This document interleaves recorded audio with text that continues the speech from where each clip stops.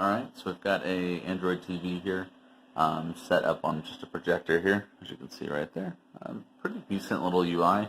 It's not too awful difficult to figure out. It's got an optical port, which is kind of nice, HDMI, a couple of USBs, and it's got Bluetooth built in as well.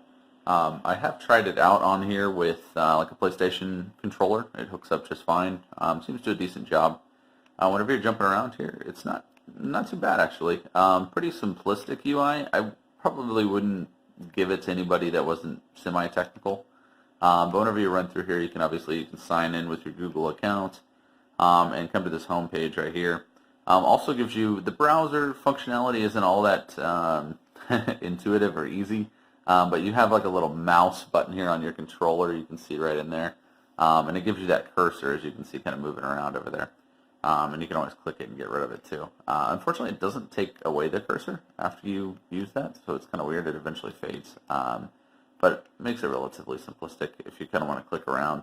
Obviously, you got your Play Store, and then you got a settings where you can go in there, and you can sign in your Google account, etc. Hook up to your Wi-Fi and whatnot. Bluetooth and everything like that is inside of this device preferences. And you got the Bluetooth, so you can hook up those controllers, or as you saw, you had the USB. It's not too bad actually. Pretty simplistic to figure out. And then one thing that was kind of strange is so it has this page right here. You also have the My Apps.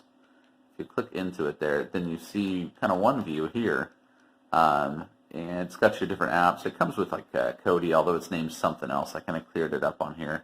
Got your Prime Video and whatnot, and YouTube. It flows pretty smooth. The videos are nice and crisp. There's no buffering or loading time on the Wi-Fi. It seems to do a pretty good job.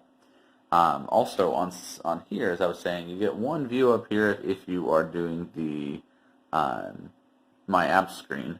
But if you come down here, you have an Apps button. If you click that, you'll see you have a different view. Same apps, just a little unique, but it is a quick little way to get into it pretty quick.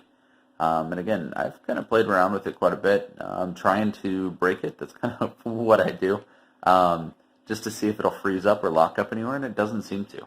It's not the most beautiful UI, but it does the job, and it's pretty smooth all around. And again, it's stable. It doesn't crash at all.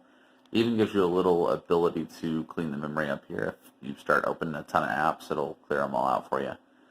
So overall, pretty good job. Again, performance has been great with it, even on games or with controllers.